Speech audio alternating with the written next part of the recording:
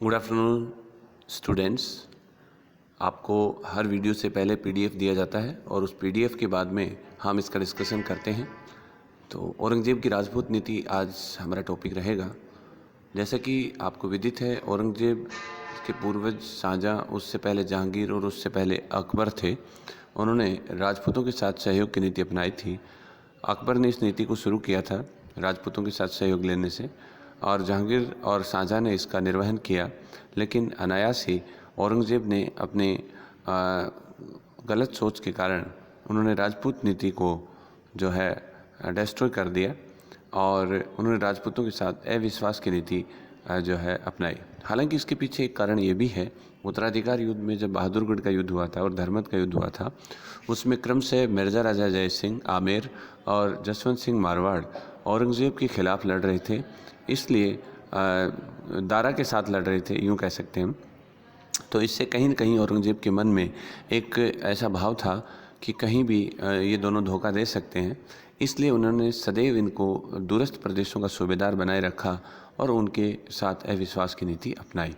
आज हम इसी का एक सूक्ष्म विवेचन यहाँ पर प्रस्तुत करने जा रहे हैं, जो आपके सामने स्क्रीन पे दिख रहा है। मारवाड़ के साथ संबंध। मारवाड़ के समकालीन शासक जसवंत सिंह थे, जो कभी धर्मत के युद्ध में औरंगज़ेब के खिलाफ लड़े थे। औरंगज़ेब से हारने के बाद जसवंत दे, उनकी रानी जो थी, उन्होंने मेहरानगढ़ दुर्ग में उनका प्रवेश निषिद्ध किया था। इसके कारण जसवंत सिंह ने आगे से जो है औरंगज़ेब का साथ देने का निर्णय किया और औरंगज़ेब के साथ रहे। इसके बावजूद भी औरंगज़ेब कभी मन से उनके साथ नहीं रहे। और जब 1678 में अफ़गानिस्तान के सूबेदार रहते हुए जमरूद में जसवंत सिंह का देहांत हो गया, तो औरंगज़ेब ने खुशी व्यक्त करते हुए कहा कि आज काफिर का दरवाज़ा अर्थात कुफ्र का दरवाज़ा टूट गया है। ये औरंगज़ेब के मन में राजपूतों के प्रति एक जो विद्वेष की भावना थी, उसका प्रकटन था। इसके बाद जसवंत सिंह की रानियों को उसने ज़बरदस्ती बुलाया दिल्ली में, और वहाँ पर और जसवंत सिंह के पुत्र अजीत सिंह को ज़बरदस्ती मुस्लिम बनाने का प्रयास भी किया। यद्यपि वो सफल नहीं हो पाए। इस पूरे कार्यक्रम में दुर्गादास राठौड़ ने अप्रतिम कार्य किया और उन्होंने राठौड़ों के यूलिसीज होने का पूरा जो उनका स्टेटस था उसको निभाया। और गोरंधाय अर्थात वाघेली महिला की मदद से अजीत सिंह को वहाँ से निकाला गया और उन्हें कालिंदी सिरोही में जयदेव नामक ब्राह्मण के पास में रखा गया। और वहाँ पे उस ब्राह्मण की देखरेख में अजीत सिंह को लालन पालन हुआ।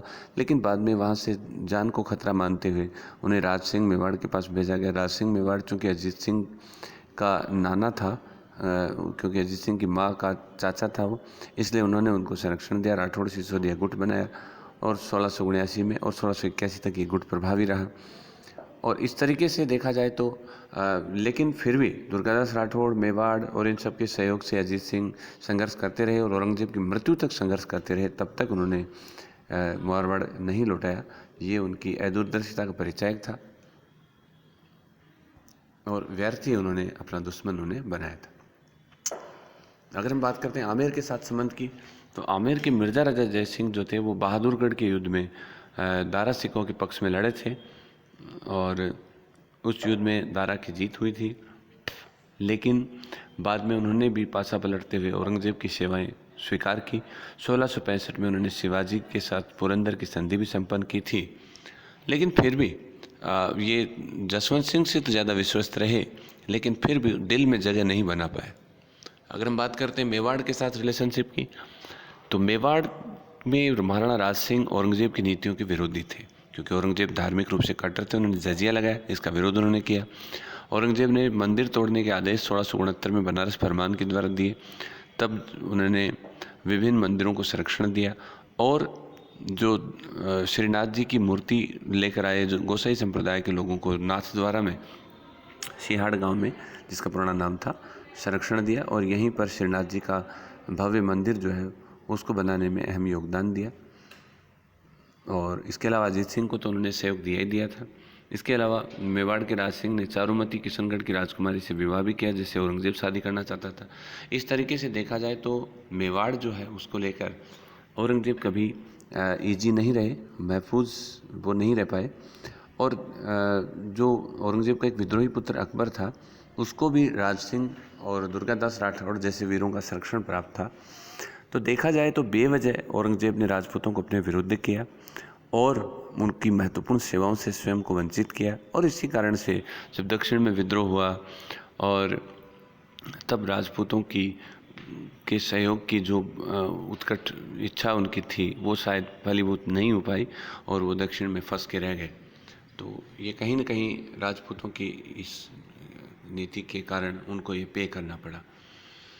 औरंगजेब की इस राजपूत नीति के परिणाम स्वरूप अन्य हिंदू जो थे वो भी औरंगजेब से जो है एक तरह से नफरत करने लगे और इस तरीके से औरंगजेब ने बेवजह अपना स्टेटस डाउन किया। धन्यवाद।